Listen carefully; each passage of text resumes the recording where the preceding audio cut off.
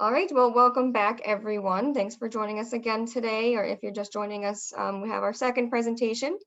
So this is Bobbi Beale, who is the co-director in research, or senior research assistant, as well as a senior consultant and trainer with the Center for Innovative Practices. They'll be speaking on the impact of trauma on parenting, as you can see here.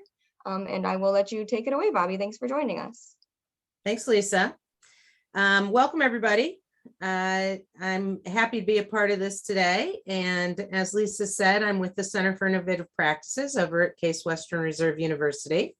And the truth is I was asked to present on the impact of trauma on parenting, and it's usually a multi-hour presentation. So this is going to be like drinking from a fire hose for a minute here. And I'm going to give you all the information I can in my brief presentation here, and but I'm happy to field any questions or go any direction that you need me to. So here we go. First of all, I want to acknowledge that not all of the content in here was developed by me. I work closely with these two ladies, Kay Connors and Laurel Kaiser. They're at the University of Maryland, and they have a program called Family Informed Trauma Treatment, and their little icon is right down here. And so on any slide where it's their data or information, you'll find that icon. In addition, I really turn frequently to the National Child Traumatic Stress Network for information, and as should you. I have both of these icons on a lot of the screens because if these are topics that interest you and you want more, they have great websites and lots of resources. So I cannot talk about any of it without getting at least a common understanding of what trauma is and why did we become so aware of trauma, because we were not this aware even 20 years ago. It was the ACE study, which was the largest scientific study of its kind in the early and mid 90s. And it tried to analyze the relationship between these categories of trauma and long-term health and behavioral health outcomes later in life. However, I want you to pay attention to who the population is that was in the ACE study. 62% of them were over 50, because what they were doing was looking at what happened in their childhood and how was their physical health at least responding to that 50 years later. In addition, they were primarily white and had attended college. And for most of us, this is not an accurate reflection. It doesn't represent our client base necessarily. And so we need to just keep that in mind. Now, one of the most interesting things about the ACE study was the inclusion of these household dysfunction categories. Prior to that, child welfare was designed to deal with abuse and neglect of children. And honestly, we felt like if the kid wasn't the target of abuse and neglect, they were probably fine. Turns out we were wrong, and context matters. So where you're raised and the people you're raised with does have an impact on your development. And so these categories were included: someone in your home having mental illness to the point where it impacts their functioning, their ability to care for you, those sorts of things. An incarcerated relative, so it's a loss of a family member. Mother treated violently, we now think more globally about that being domestic violence in any direction. We know that that can happen, even though predominantly the numbers remain that men are more likely to be violent in that way, but certainly it can happen in all sorts of different ways. Somebody with substance abuse issues, and that does not mean the child or the person themselves, but somebody else in the household. And then this last category has been very confusing as we move forward, because they called it divorce, but really what they're looking for is a loss of a caretaker or parental figure. So you could lose that person because of a lot of reasons, not just divorce, right? And so those were the categories that they looked at. Now, because of the level of privilege in that original study, they were all well employed and well insured to be invited to do the survey. Okay, it was part of Kaiser Permanente out on the West Coast in the 90s, and they were gold standard health insurance. Because of that level of privilege, they did not identify all of the most common traumas. And so you can think for a minute about what do you think was missing from that list? And I'll pop it back up here for a second for you. because these are not all the things that traumatize us. And now that we understand how trauma impacts us, we have to pay attention to all the things. So I'm going to run through a short list here that is commonly agreed upon in the research world for things that should be included. School and community violence was not on there. Natural disasters or man-made accidents. So hurricanes, tornadoes, flooding, those sorts of things. In addition, car accidents, airplanes crash, industrial accidents, all sorts of things could happen that are very traumatizing. Invasive or prolonged medical procedures have been added to the list as well. And think about that. A kid in a home sees an adult or a caretaker who has to do things like kidney dialysis or chemo treatments.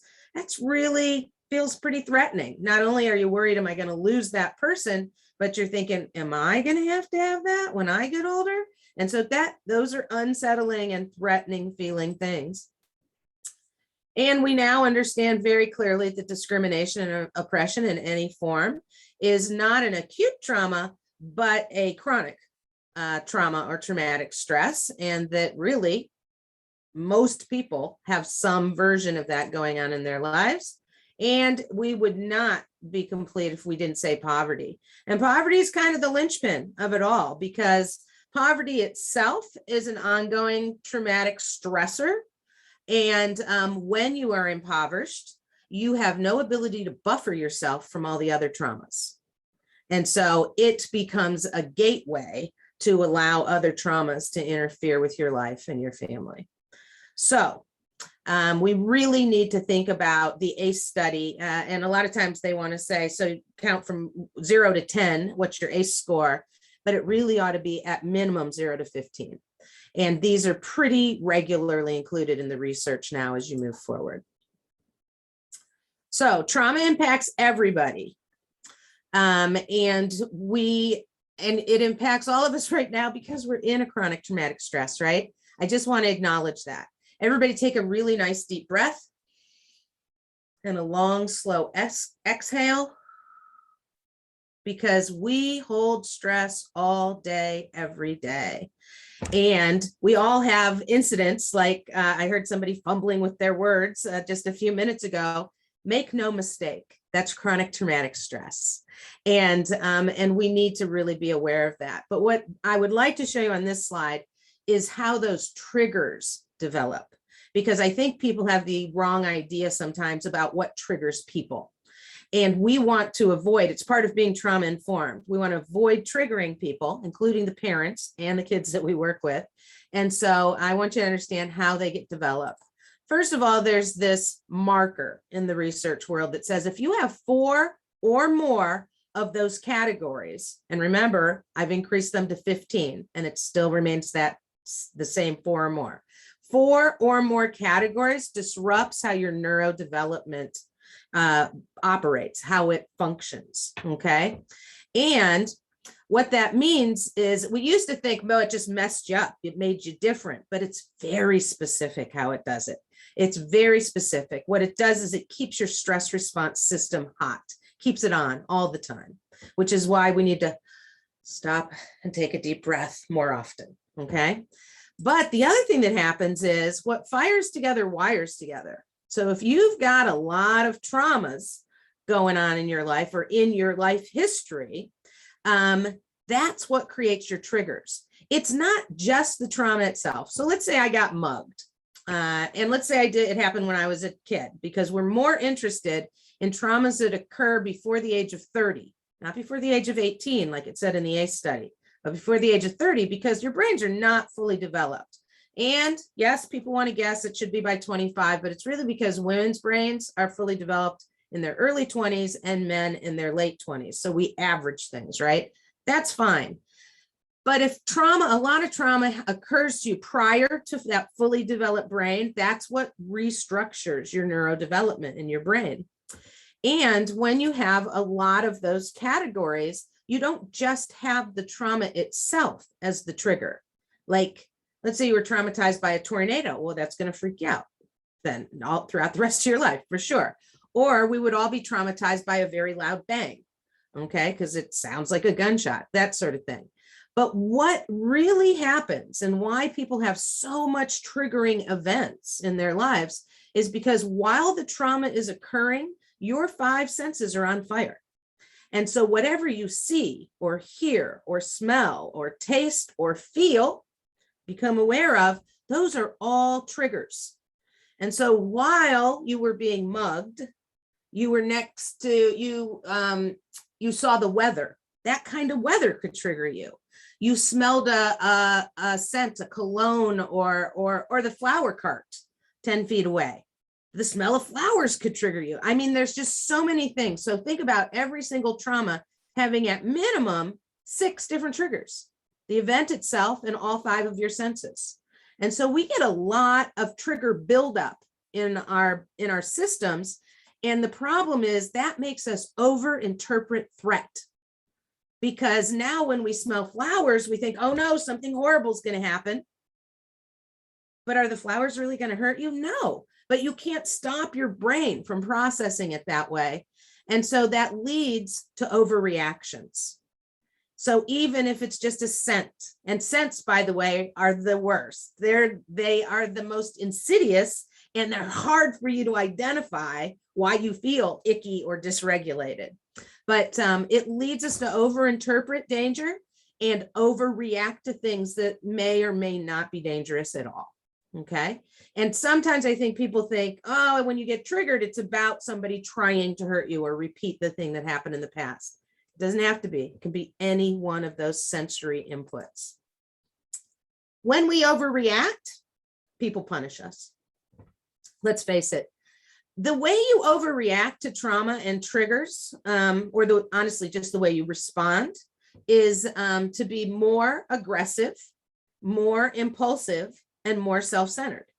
And when you're like that, the world does not like you. And you tend to get punished, especially if you're a kid. Okay, but certainly if you're a parent who needs help and services, people are judging you every day.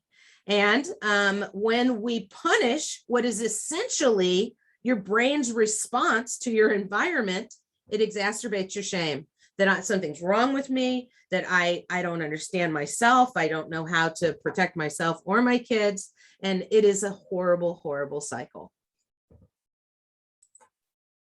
So these ACEs that were identified, I love this because it's continually evolving and updating. This is the most current ACE pyramid, but you could Google ACE pyramid and find a lot of different versions of this, but this is the newest version.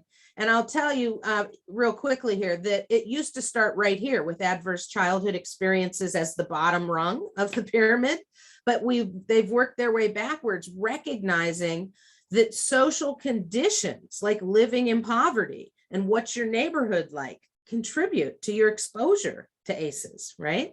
And then a layer below that is generational embodiment and historical trauma.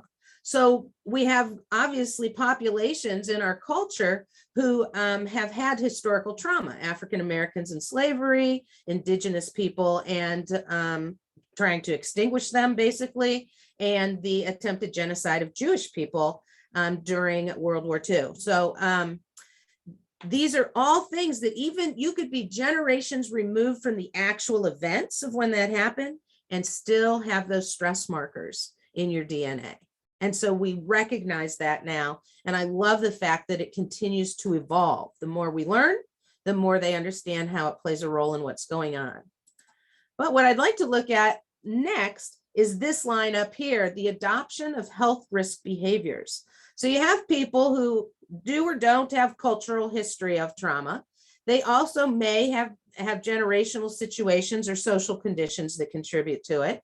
They have some of their own childhood experiences, and that's what 4 or more disrupts how their brain is developing. And that causes all of these social, emotional, and cognitive impairments. Basically, let's think about it. Your life sucks. You're really struggling. It's hard. And people are judging you and punishing you because you're having these reactions. And your brain says, you know what? Do something to feel better. Do something to feel better.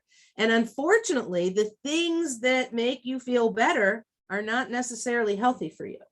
because a lot of people try escapism with substances, or they avoid things like, well, they avoid other people and situations. And so they end up being a little more isolated and moving around less. There's just or they try to feel something because they feel numb, and they do risky things. And so all of that leads eventually to diseases, disabilities, and social problems. And unfortunately, I have another little statistic for you about early death. We say 4 or more puts you on this pyramid and you're going to have some disrupted development, but 6 or more has been tracked in terms of length of life, and people die up to 2 decades earlier with 6 or more as their score. And that's a huge thing. That is not just a month or 2 or a year or 2, 2 decades, folks. We really have to pay attention to this. And is there something you can do about it? Is the 4 or more or 6 or more, locked in, or is there something that can happen? So this is what I call the money chart. This is where those problem risky behaviors turn into long-term health issues. Okay. And we know that these behaviors are linked directly to the amount of trauma that you've experienced, that most people have experienced as a child or prior to complete brain development. And one of the most common ones that sometimes gets overlooked is a lack of physical activity. Our bodies are meant to move. Back in caveman days, we moved as many as 20 miles a day looking for food and shelter and others and things like that. And we were healthy during that time, is the truth, because your body was designed to move. A lot of people will say, Bobbi, I don't move. I don't like to exercise. I don't like to sweat. I have aches and pains. I have the shoulder, And here's the truth. You say you don't move because of the aches and pains. You get aches and pains because you don't move. And the more you move, the better your body does. And people will say, I want something else besides exercise that would help me be healthy. Find something that makes you move. I don't care what it is. Walk the dog, go swimming, go to the park. I don't care what it is. You got to move. I don't care if you do it in a gym or in your living room or at the park, but you got to move. If you want to be healthier, you have to move at least a little bit. And what we find is these people don't move. The more trauma they have, the less they move. And also pick up some of these other behaviors. And really, part of the problem is we blame people for their addictions and negative behaviors. But I want to remind you, they didn't choose these. It stacked up on them. Their brain compels them to adopt these behaviors that will give them some sense of break or relief or numbing. And your brain wants you to do that because it feels overwhelming and bad. Okay. And so we got to stop blaming people for having these symptoms. Think of them as symptoms, not as personal failures that you have an addiction. So when you have these kinds of behaviors, you also miss work. I like to point that out to people that if you have people with high absenteeism, as opposed to getting angry about it and what's wrong with them, again, they think it's a character flaw. Think about, this is probably a trauma response, and how can we be more supportive and helpful, especially right now when every single workforce I'm aware of is suffering. And this is no time to be like cutting people loose. I think that's all I want to say on this one for now. But what I'd like to turn to is the amount of trauma exposures and the average scores that people have. So I'd like you to focus for the moment on this first column. And remember that magic 4 or more puts you on it's going to shift your neurodevelopment. In the original ACE study, if you pull out all the women, because that's who this group worked with, but they pulled out all the women's data, and about 15% of them hit that 4 or more. So, 15 out of 100 would have that altered neurobiology. But when you look at this sample, and it's B moms, and that's for Baltimore moms, because remember that FIT program is out in Maryland, okay? And when they looked at their clinical sample, people who need help, that changes. The whole thing flips upside down. 35% of the original study had no ACEs. Only 7% of their study had no ACEs. And I'm going to tell you, they just couldn't uncover them. They probably had 0 who had no ACEs in a clinical sample. But 60% of them had 4 or more. And that's that magic tipping point, saying it changes everything. It changes how you look at the world, changes how you interact with it, and it definitely changes how you function, your response set. And I kept this one quote out of all their work in here. With those trauma questions, a lot of the families say you don't look at it like trauma because it's everyday life. They really don't see how it affects them because it's just their life. And I find this to be really true. If you've tried to do trauma inventories with clients and families, it's not even them being reluctant to reveal it to you. If you get a good relationship with them and you're sincere and authentic, you can get them to talk to you. They don't recognize it unless you're like, well, did this specific thing happen? Well, yeah. Well, that's a trauma too. It's really interesting how you have to sort of pull them into recognition of the fact that it's trauma, because they have to tamp it down. They have to make it tolerable to themselves. And so they don't define it all as trauma because it would be constantly overwhelming them. And so they minimize. So these are even minimized, and look how bad those numbers are. But I'm going to tell you, these are the numbers in our shelters, in our clinical programs, in all of the things that you guys are talking about. These are much closer to accurate. And a lot of times we look at that ACE study and think about those are the percentages we're looking for, but they're not. That was a very white privileged population. So a couple of slides here about most commonly reported traumas. And I want you to notice that the top 4 up here, loss, and that would be loss of a person, loss of a caretaker, is that first column up at 49%. Domestic violence, up at 49%. An impaired caregiver, and that is likely to do to them having their own mental illness or disability, okay, impaired caregiving, and emotional abuse by your caregiver. Now, the reason I'm sort of highlighting that for you is that the most common experienced traumas involve a violation of our social fabric, where someone who's supposed to be caring for you and loving you is the person who is traumatizing you. Okay, I just want to be clear. That's the most common. Okay, it's not the strangers. It's not the random rape in the park. It's all this early problem with inside family units that is the most damaging and the most frequent. So all of these common traumas involve interpersonal or relational violations or losses. They break the social contract. And then, which traumas begin earliest? So this was an eye-opening slide for me a decade ago when I came across it. And that is, look at all the traumas that occur at age 0 to 5. I was working predominantly in a community mental health center down in Stark County, and I was working predominantly with 6 to 12 and 13 to 18, and I thought there was a ton of trauma there, okay? And there was, for sure, but I had no idea that it's like double, triple, quadrupled for that younger population. And it really struck me. And look how many had, 80% had impaired caregivers of some sort. They just weren't meeting their needs. And their onset was prior to age 6. I just think we need to keep that in focus. Why did we think that more trauma was between ages 6 and 18? Because they could tell us about it. And the kids under the age of 5, somebody else has to report for them.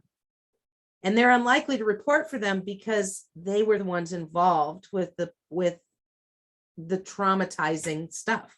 And so it's really hard to uncover this kind of data. And but I do think it's pretty accurate, and I want you to keep this in mind. Not that this trauma isn't important, and when they can tell us about it, we should be responsive and work on that as quickly as possible, but that this we need to be aware of. That when you don't have language, you will never be able to articulate what happened. And so anything that occurred before you fully commanded the language, you will never be able to tell somebody about. That's someone else's story.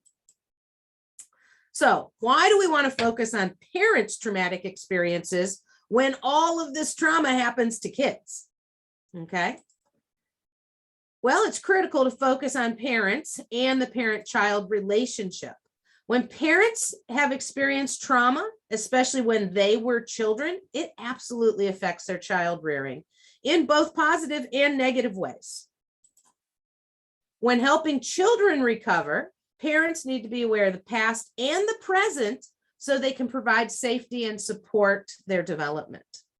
A lot of times parents, however, who have their own childhood history, it's in a box, it's in a black hole in their brain, and they don't want to talk about it or bring it up. They think they're past it. They think they should never have to talk about it.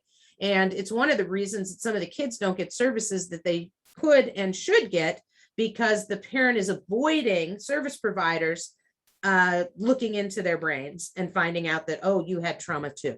Okay. So they're opposed to that.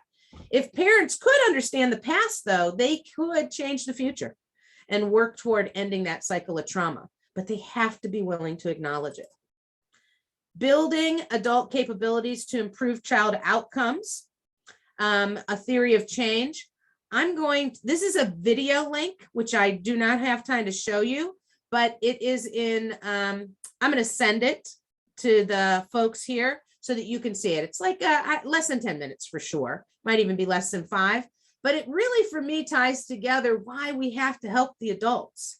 I'm a child psychologist. I've been helping kids for my entire career, but if I don't pay attention to their parents, it doesn't matter. It just doesn't matter. You got to get that whole family on board. And so I'm just making a note to send you that video so that you can see it. It's very good.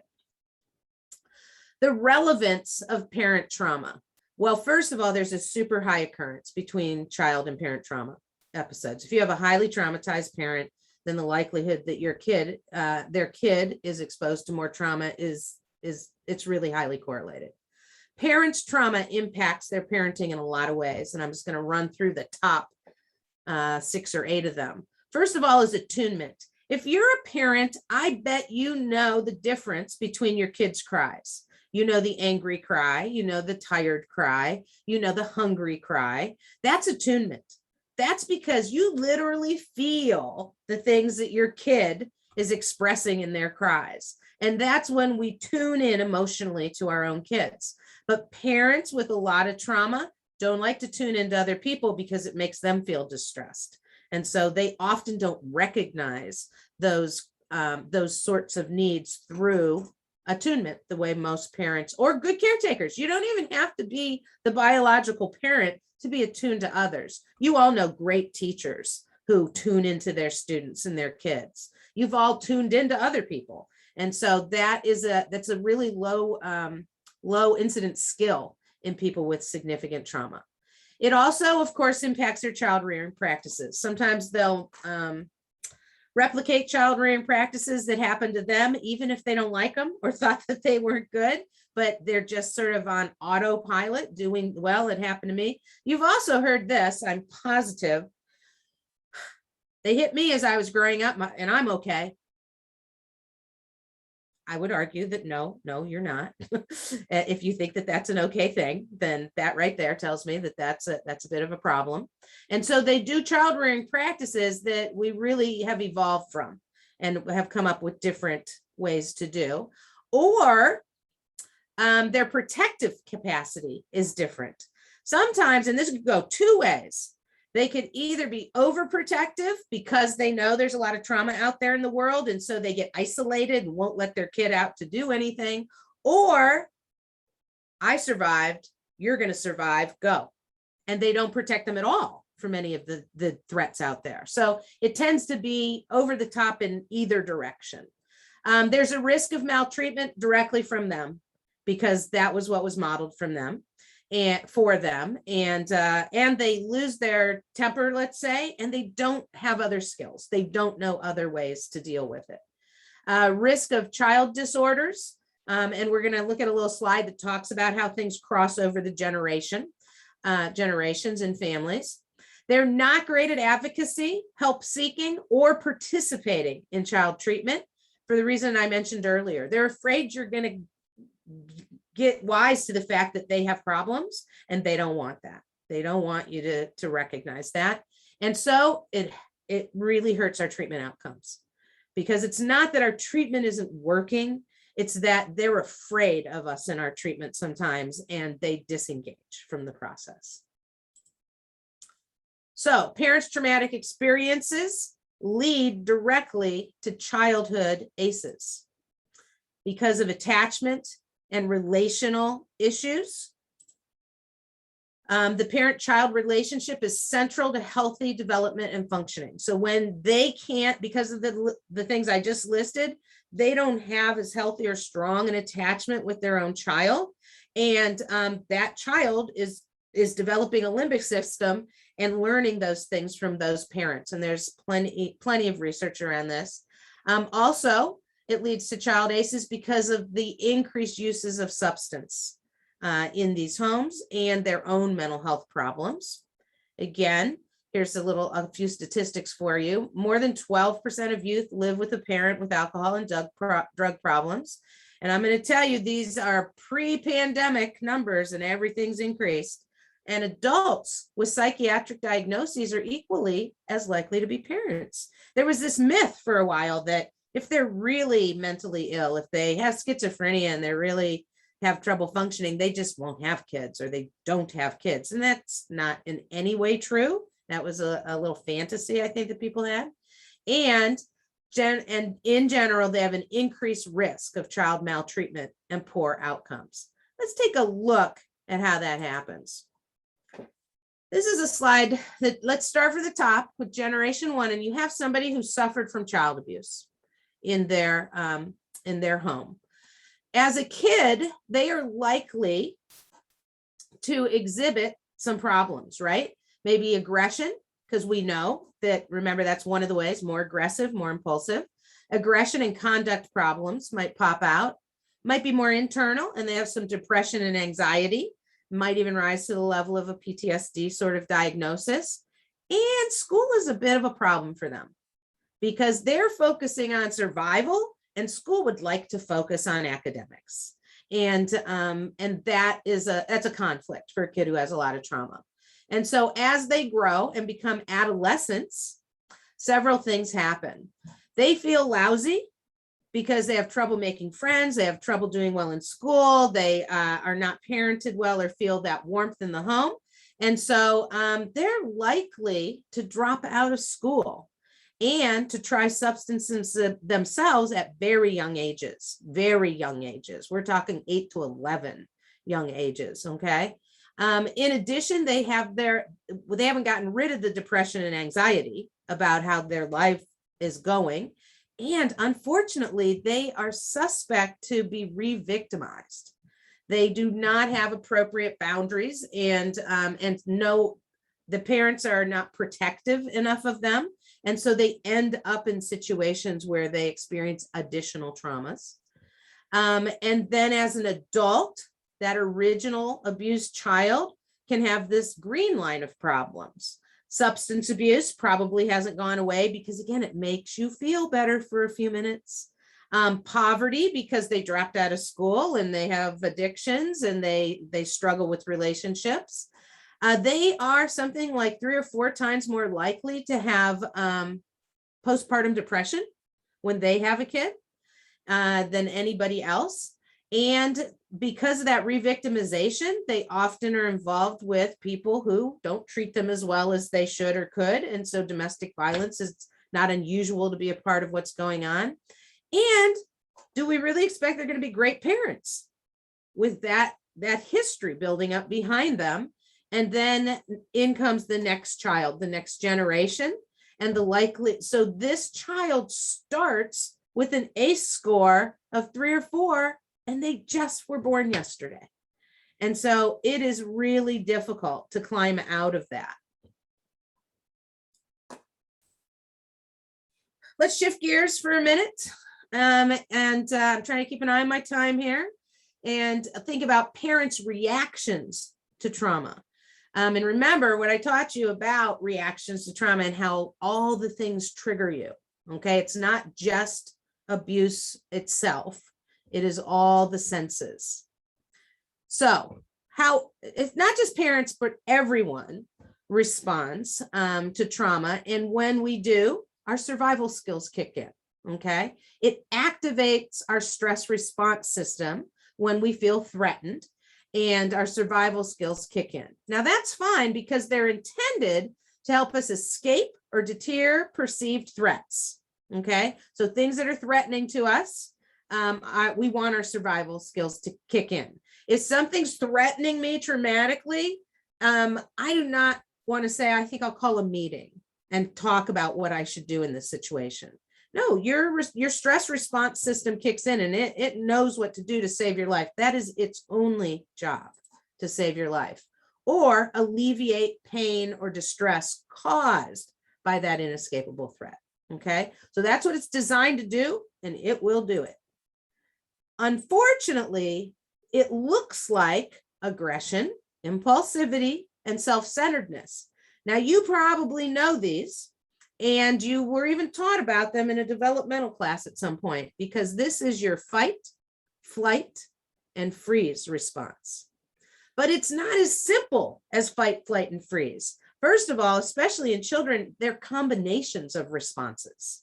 I'm going to hit you and run away, those sorts of things. And secondly, there are so many variations of all of these things. We could probably brainstorm words that relate to aggression and easily come up with 20, right? So there's mild irritability all the way to rage and lots of things in between. And so it's not as easy to recognize or to understand when we just say fight, flight, or freeze. You have to think about all of the versions of these things.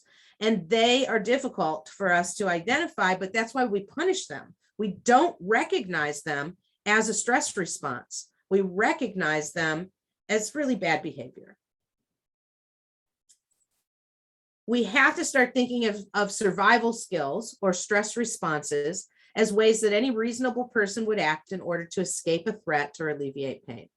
So this is my personal soapbox. I rarely have a presentation where I don't include this one because I think people really struggle with this. We must stop punishing trauma responses and survival skills, and we do it all the time. So, what are some of the long-term consequences for people who experience chronic trauma?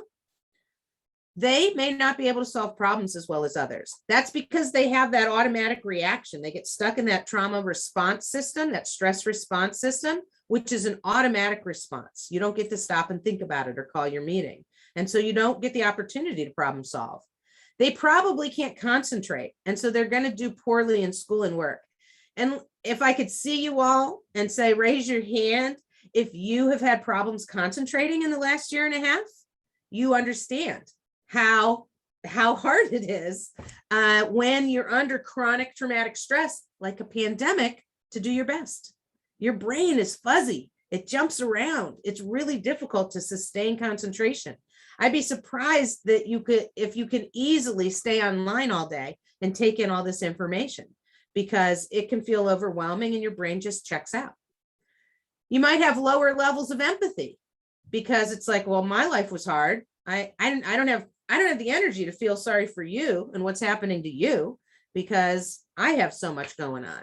You might have difficulty relating to others, and your self-esteem is probably going to be pretty low. You could be at risk for committing crimes or being victimized yourself later in life. Because although we look at childhood experiences, we can all have trauma, right? We're living through it right now.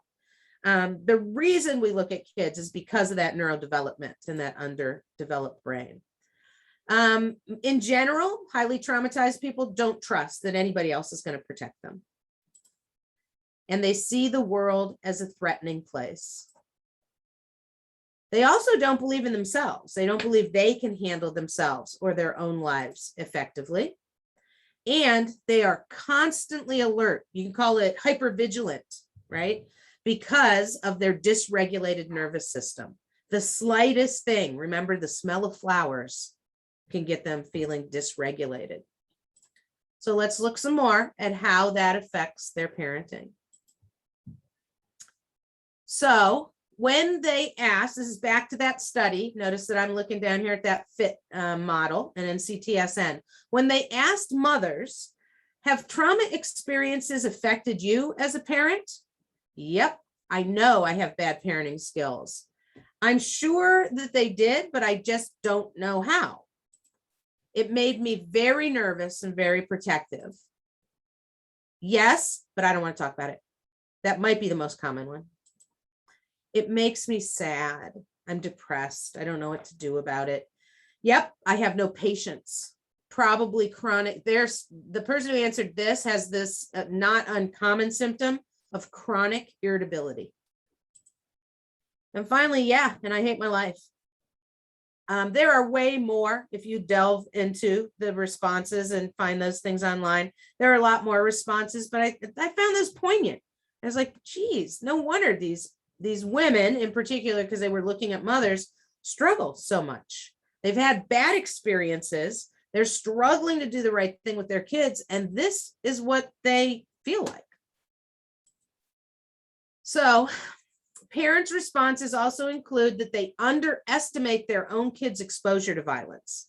They don't recognize that they're being exposed to violence even as they're parenting. They might be unaware or unable to attend to the child's internalizing symptoms. And that goes back to that attunement. They just can't tune into what their kid might be feeling. They're not good readers of people's expressions and body language and posture and all the things that we are naturally kind of good at. We have mirror neurons that help us, but theirs are blocked. Parents' traumatic reactions might create vicarious traumatic reactions within the child. So when the parent gets upset and has a meltdown or a blow up, that traumatizes the kid again. Okay, so it's just ongoing.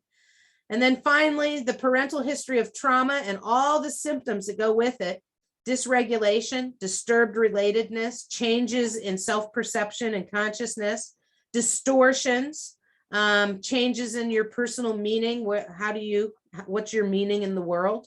It all impacts that child and family's recovery. How do they end up feeling? Well, they do not feel like, none of them are saying I'm a great parent. They struggle. They feel a lot of shame and blame because they live in a society where we do blame them for not being an excellent parent or perfect in all ways. They don't feel like they have any control over their lives. They're highly stressed and they tend to isolate. So they feel very alone, even though 60% of them are reporting the same sorts of things. There's a link down here if you're interested with that, and it should be a live link even on your handout. Because the only diagnosis we have for trauma is PTSD, I'm going to look real quickly through PTSD and how those PTSD symptoms relate to parenting. Okay. The specific effects on parenting aren't well documented. However, symptoms in the clusters definitely limit the parent's ability to deal effectively with their child. And let's look at how that happens. First of all, a portion of PTSD symptoms have to do with re-experiencing it, smelling the flowers or being frightened by something, even on a TV screen, those sorts of things. It decreases your sensitivity and responsivity to your kid's present needs.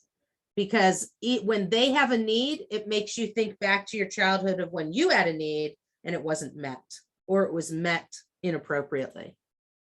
They have difficulty differentiating their kids' trauma from their own previous trauma.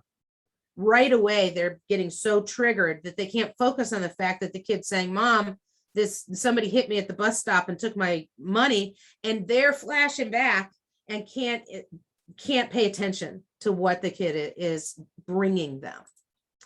Avoidance is another cluster and of symptoms, and it interferes with the parent's ability to talk about the past because they are avoiding it. They're keeping it in that black hole in their mind, and the avoidance itself makes them drop out of treatment, whether the treatment's for their kid or for themselves.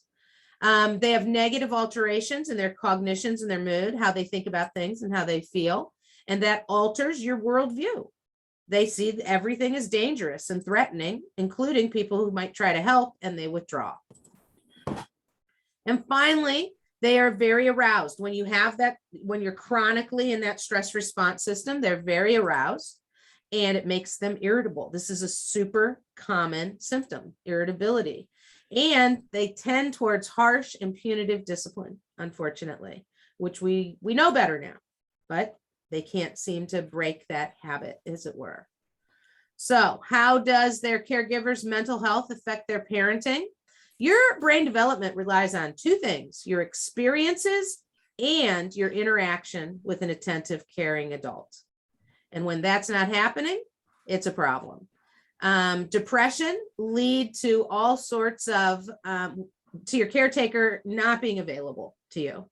And so the kids, in order to get the parents' attention, will have all sorts of symptoms as well to try to get some focus on them, rightfully so. We demonize that as well by calling it attention seeking, and really it's connection seeking, and it's so appropriate. And neglect can be more harmful to a young child's brain development than actual physical abuse. So being ignored, being not taken care of, can be worse than inappropriate corporal punishment. I'm gonna skip some of this and go to this because I know you want a few minutes left for some questions if there are any. And this is a cycle of triggered responses, and I'm positive you'll recognize it. So your kid is triggered by something, somebody mistreated them, or they're unhappy in some way. They react, they cry, or they ask for attention or something like that. And their kid's reaction triggers the parent who has that unresolved childhood trauma of their own. And that causes a parent reaction, which triggers the child. And you have this horrible cycle of them triggering each other, and nobody will step out of the cycle. The kid, because they're just a kid, and the parent, because they're overwhelmed by their own past. There's a lot of challenges, though. Let's say you are committed to addressing parent trauma. It's hard. Most child trauma treatment models, so any of the trauma-focused CBT and parent-child interaction treatment, things like that, they assume that there's a protective, positively involved parent. And that's how those treatment work. That works so well. Those evidence-based treatments, they assume that you have a partner in a parent who can be present and do these things, and mostly they're not. Child and mental health systems are separate.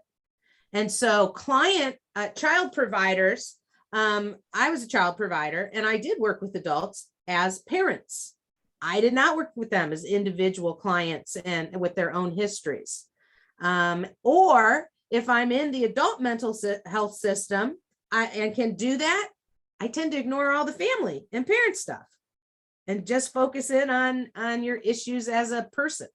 Okay, so there's a lot of issues related to that because they don't address them being parents. So those are some of the problems. This last slide that I want to run through real quickly, I felt like I had to give you something that was helpful because I was only asked to talk about the trauma, which I hate doing. I really only do presentations where I'm allowed to talk about building resiliency because it feels like I'm leaving you hanging at the edge of a cliff. But this is my trauma-informed behavior management program, and it is all encompassed in one slide. And because I want you to stop punishing survival responses, here's how this works. You interrupt an unacceptable behavior and quickly and calmly say, we don't do that because it's either unsafe or disrespectful. I find almost everything falls into those two categories. And what I'm trying to do right there is preserve the relationship. I'm interrupting you. I'm saying this is a bad thing, but I'm being honest about it. And we want to keep everybody safe or respected, including you. Then immediately coach them to do the right thing. What happens is when somebody does something wrong, we immediately try to think of how to punish them to eliminate that behavior. Stop that. That's a waste of time. Instead, think about what you'd rather they were doing. Do you want them to share? Do you want them to take turns? Do you want what? I don't care what it is you want them to do. Tell them what it is with really specific instructions. And then this is the hard part for grown-ups, step away. Let them think about what you said and decide for themselves what to do. You're giving them that moment. You're teaching them problem solving. You're giving them that moment to decide, what am I going to do? I could keep doing this behavior, but clearly I'm going to get in trouble if I keep doing it. Or I could do any of the things that they just said, and you are going to reinforce any movement at all toward more appropriate behavior. Even if it's just not doing anything, it's better than what they were just doing that you had to interrupt, right? By the way, these are not crisis behaviors. These are not harm to self or others. These are just all the problem behaviors that parents say, how can you help me get rid of this behavior? Okay. Reinforce any movement towards that more appropriate behavior. Repeat as often as necessary. It takes time and repetition. Okay. So this is a way to do behavior management without being so obsessed with punishment. And punishment is not going to help you. When you truly have traumatized kids that you're working with, punishment re-traumatizes. Building skills is the way to go. And that is the end of that presentation. And I was still 4 minutes over. Sorry. No, that was wonderful. And you're already getting a lot of praise in the chat. So thank you for that. People were liking just the presentation, the data from the ACEs study that you were sharing, and the validation, I think, for themselves as well, dealing with maybe their own, triggers and trauma. There was one question that I've seen so far, so feel free to use the chat, folks, if there's more.